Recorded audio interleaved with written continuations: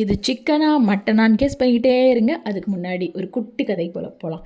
நான் உட்காந்து டிவி பார்த்துட்டே இருந்தேங்க. ஒரே சிக்கன் ரெசிபி டெம்ப்ட் ஆக்கி விட்டுச்சு. நான் இன்றைக்கி சிக்கன் கடைக்கு போகிறேன், சிக்கனை வாங்குகிறேன், சிக்கனை எடுத்து செய்கிறேன், சிக்கனை சாப்பிட்றேன் அப்படின்னு ஒரு பெரிய முடிவோட சிக்கன் கடைக்கு போனேன். நல்ல வெயில், பாதி வழியில் போயிட்டு இருக்க சரியான மழை, வாட்டர் கிளைமேட் சேஞ்ச் அப்படின்னு நினச்சிட்டு பரவாயில்ல, ஒன்றும் பிரச்சனை இல்லை, பல தடைகளை தாண்டி சிக்கன் கடைக்கு போனால் அங்கே தான் இருக்குது ட்விஸ்ட்டு.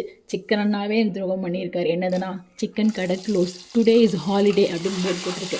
சரி, ஒன்றும் பிரச்சனை இல்லை. திரும்பி வீட்டுக்கு அந்த மழையில் அப்படியே வந்துட்டு வீட்டில் ரொம்ப நாளாக இருந்த அந்த சோயா சங்ஸை எடுத்து சிக்கன் மாதிரியே குக் பண்ணேன். ஆக்சுவலாக ட்ரெஸ் மீ சிக்கன் மாதிரியே இருந்துச்சு. ரைஸோட சாப்பிட்டேன், இதை நைட்டு சப்பாத்தியோட சாப்பிட்டேன், அடுத்த நாள் காலை தோசையோடு சாப்பிட்டேன்னா அந்த டேஸ்ட்டு வேறு லெவல் டேஸ்ட்டு. அது மட்டும் இல்லாமல் எனக்கு அதுக்கப்புறமா எங்கள் அம்மாவோட ஞாபகம் வந்துச்சு. சின்ன வயசில் நம்ம ஹெல்த்தி விஷயம்லாம் சாப்பிட மாட்டோன்றதுனால என்ன பண்ணாங்க, அந்த சோயா மட்டன் பிரியாணி அப்படின்னு சொல்லி கொடுத்து அனுப்பிடுவாங்க. நானும் குழந்தை தானே, மட்டன் பிரியாணி தான், மட்டன் அப்படின்னு சொல்லி ஃப்ரெண்ட்ஸுக்கெலாம் காமிச்சு சாப்பிட்ருவோம்.